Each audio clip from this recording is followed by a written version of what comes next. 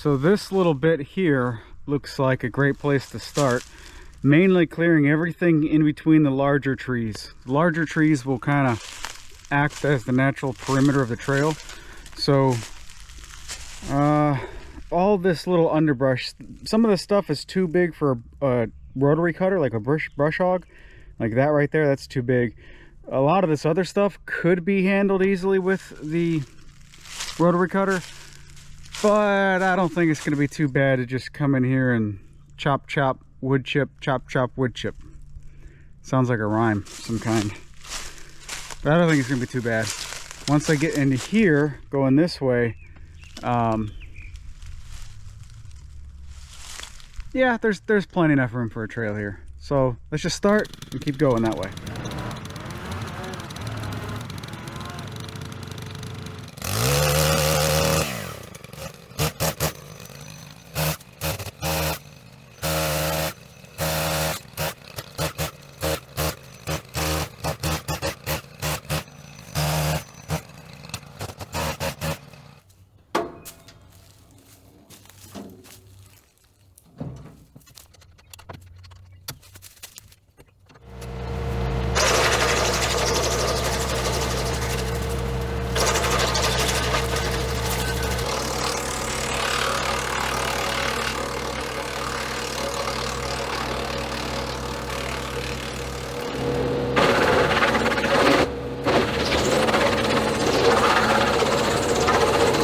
New strategy, learning as I go.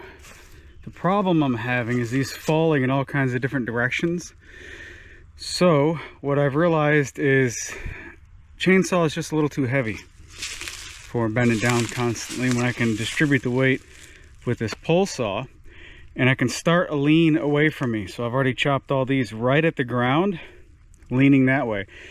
And if they're all leaning that way, they're going to keep pushing everything that I cut that way, kind of having a domino effect. So I think now the new strategy is to just lay low and cut them at the base one time with the pole saw and just keep letting everything domino away from me. And that way I can back in with the wood chipper and everything's still already leaning away from me. Just pick it up and chip, pick it up and chip. So that seems to be the winning strategy. But we're gonna come around this big tree here, make the turn, and then start heading that way.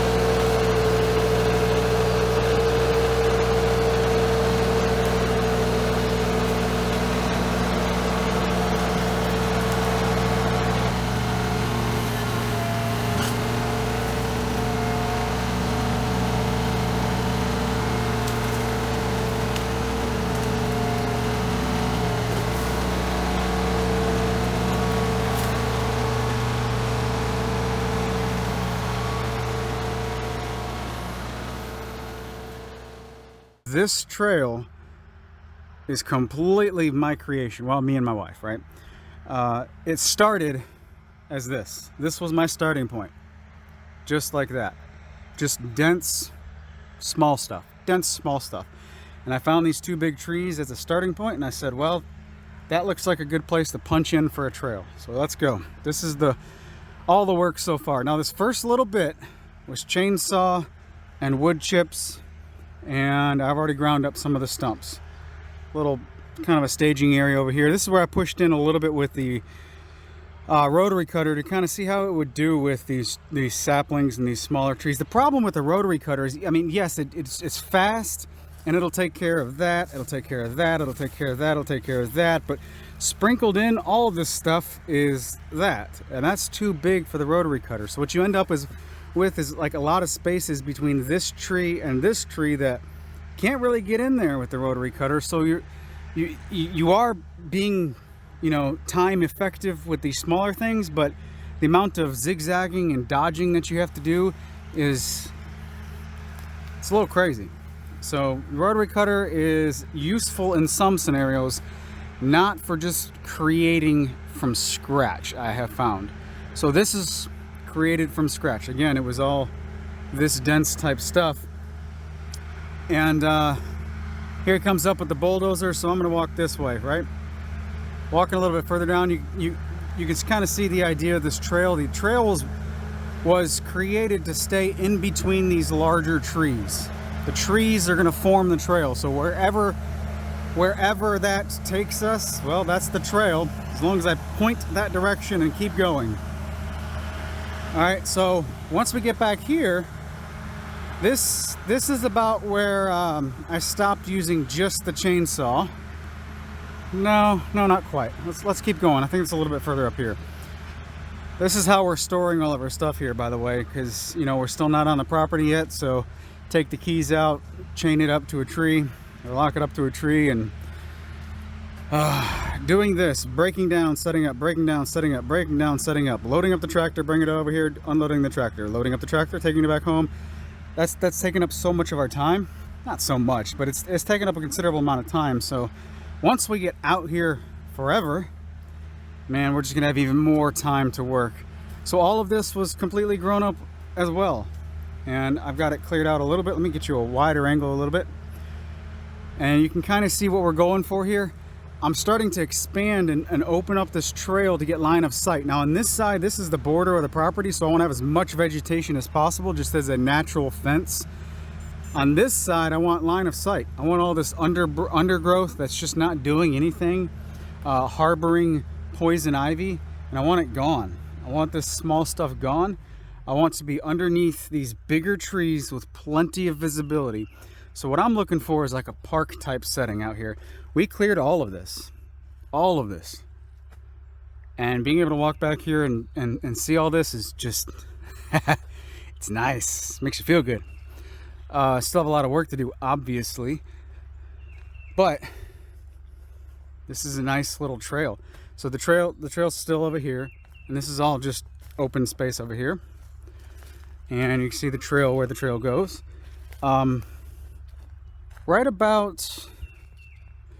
I think right about that pile is where I stopped using the chainsaw as the primary means of clearing. And you can see, I don't know how well you can see this, but how tore up the ground is over there. That's because I started using the tractor and a Piranha bar on the front bucket of my tractor to just uproot the whole tree. And it's kind of a catch-22, or, you know, give and takes. There's pros and cons to every method. The chainsaw leaves the cleanest appearance for the trail, because at that point all you have to do is come back and grind out a little bit of stump. Well, if you're chainsawing, you know, all of that down, and then you have what is that? That's at least 3 bajillion of these sapling stumps. They're just annoying. I mean, trying to get the stump grinder to get rid of these little things before they puncture a tire. It's either you have to cut them super shallow, super low to the ground, so that it doesn't stick up enough to puncture a tire, or you leave them high and then grind them down. So either you're dulling the chainsaw blade hitting dirt, or you're grinding with a stump grinder it's like you're grinding straws, itty bitty little things. So that's kind of annoying. So yeah, the chainsaw and stump grinder method, I think that honestly leaves the best trail surface, but it's nowhere near time efficient.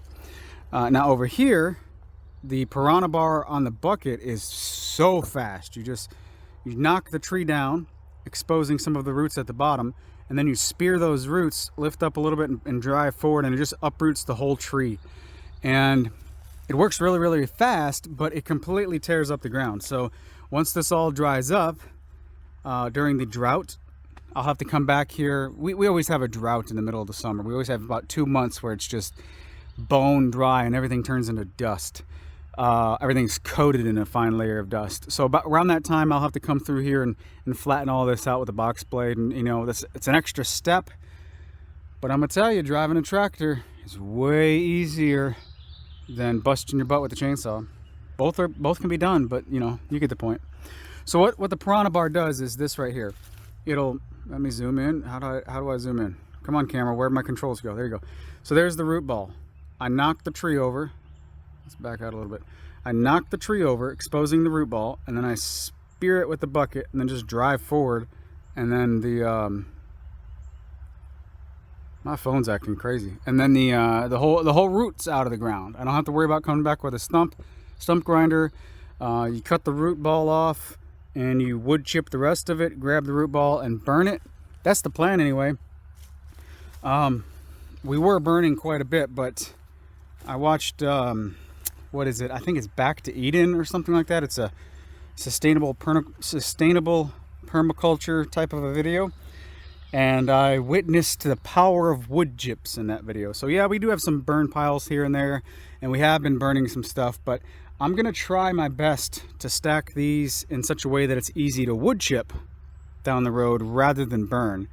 And at that point, we'll have a lot of, well, this right here, we'll have a lot of this good natural resource for the trail.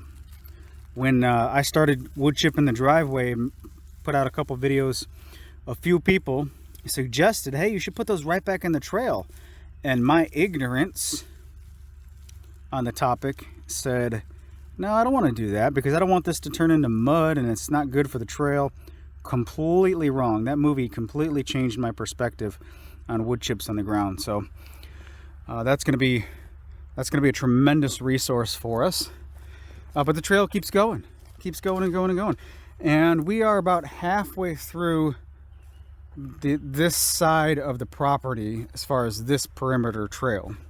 So we've got a tremendous amount of work, but this is one of those trails that we're just gonna work on it at our convenience. Whenever it feels good to work on this, we will work on it.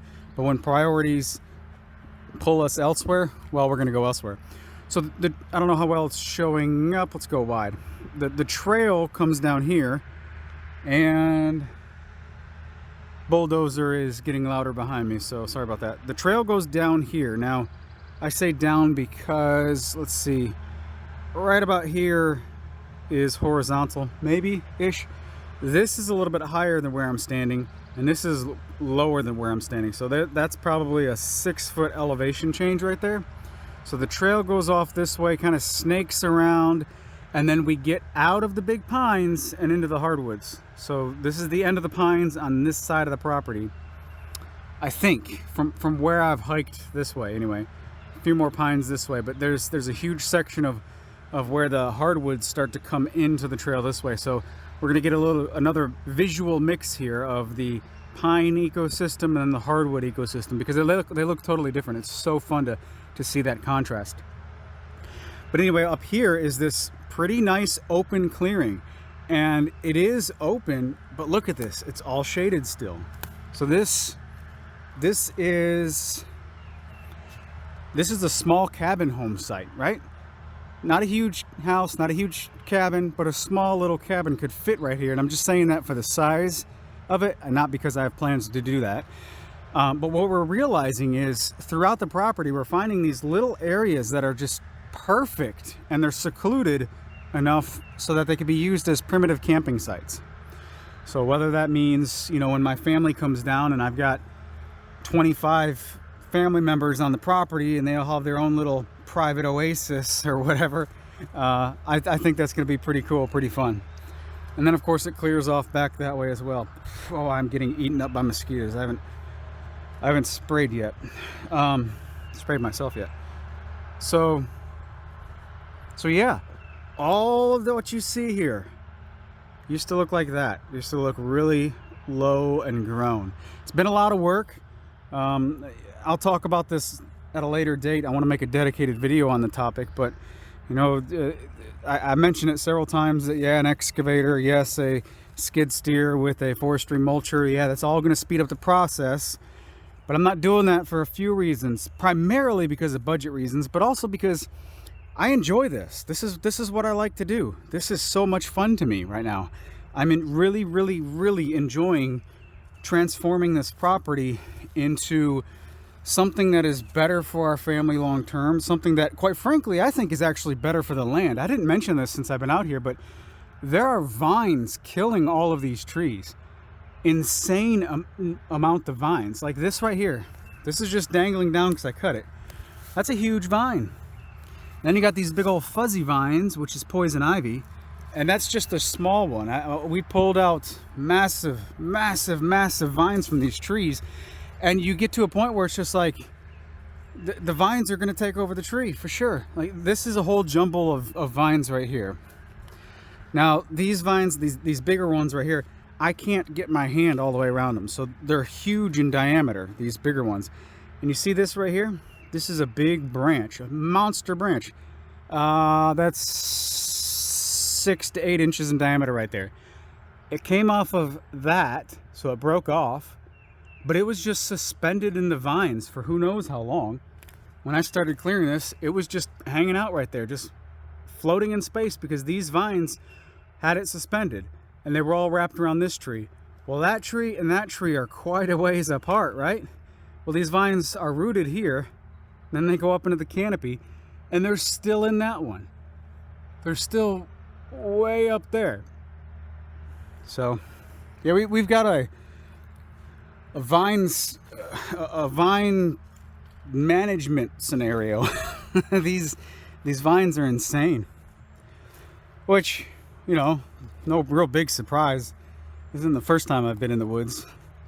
It's just when you have the property, I want to save all these bigger trees for the most part. You know, we're going to start harvesting some of these on the other side of the property. These are not naturally grown trees. These are all planted for a resource. So we're going to use that resource, not all of it. We're going to get to a point where eventually we're done cutting what we want to cut to shape the land. And at that point, I don't think we'll ever cut anything that's good, healthy, and alive. We'll be just cutting down, wind down trees and, you know, trees that have rot and trees that are obviously dying, like this hardwood right here. That tree is obviously dying. And that trunk looks like it's got some usable material. So, you know, at that point, we'll start switching over to something like that where we're harvesting those types of trees. There was a poison ivy vine over here that I wanted to show you. This tree right here, this is a monster, and it was covered in vines. Vines were just all over the place. So I cut them, and now it's just hanging on. Another thing that's interesting about these vines is there's straws. You cut them at the base and then come back the next day, and there's this jelly looking blob hanging down. The sap is coming out of the vines, and it looks a little comical. There's one over here that I wanted to show you that I do need to get out of this tree. Here's a vine I got to get out of this tree. Poison ivy. That's got to come down, or it's going to take the tree down eventually. I think it was near the front of the trail. The super huge fuzzy poison ivy vine that I just noticed on my way into this trail today. This tree, nope, not that one. There's a small one that needs to come down. There's a small one that needs to come down. And yeah, on this side, mosquitoes are brutal. Maybe it's on one of these. Is it on that one? Nope, not on that one. There's so many big, beautiful trees in this property that's just... Oh, I passed it up. There it is. So look at the size of this vine.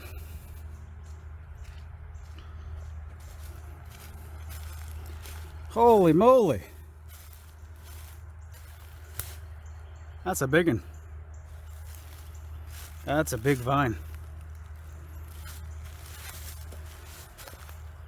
So yeah, got to get that taken down.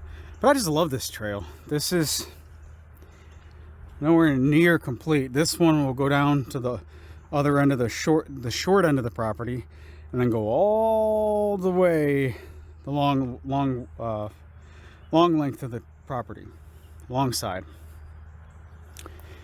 All right, just wanted to show you this trail. It's one of my fun places to be on the property right now. Got a few things that I want to accomplish before I leave, so we'll get off here. You guys take care, have a great day, and I'll talk to you in the next video.